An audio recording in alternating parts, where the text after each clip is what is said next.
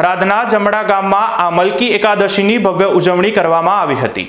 સનાતન ધર્મમાં એકાદશીની તિથિનું વિશેષ મહત્વ છે અને વર્ષ દરમિયાન કુલ 24 એકાદશી આવે છે, જે ભગવાન વિષ્ણુને સમર્પિત છે। આમલકી એકાદશી ફાગણ માસના શુક્લ પક્ષની એકાદશીને કહેવામાં આવે છે।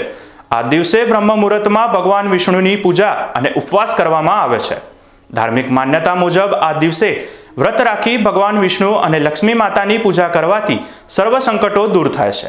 આમલકી એકાદશીમાં આમળાના વૃક્ષની પૂજા કરવાનું વિશેષ મહત્વ છે। માન્યતા છે કે ભગવાન વિષ્ણુએ સૃષ્ટિની રચના વખતે આમળાના વૃક્ષને આદિ વૃક્ષ તરીકે સ્થાપિત કર્યું હતું। આ વૃક્ષમાં ભગવાન વિષ્ણુ, માતા લક્ષ્મી સહિત અન્ય દેવી દેવતાઓનો વાસ માનવામાં આવે છે। જમણા ગામમાં આ પવિત્ર દિવસે બ્રાહ્મણોને સીધું અને દાન પુણ્ય કરવાની પરંપરા જળવાઈ રહી છે।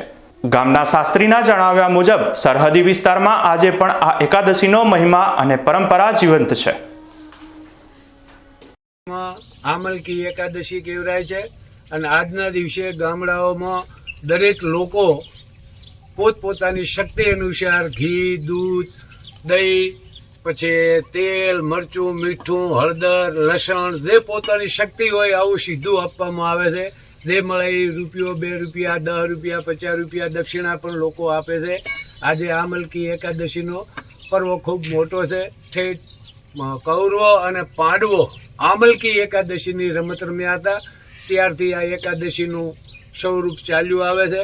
આજે એકાદશીને દિવસે ગામને ચોટે કરડો અને ખેજડો આ બે એટલે નર અને નારાયણનું સ્વરૂપ આપી અને એની પૂજા કરવામાં આવે છે।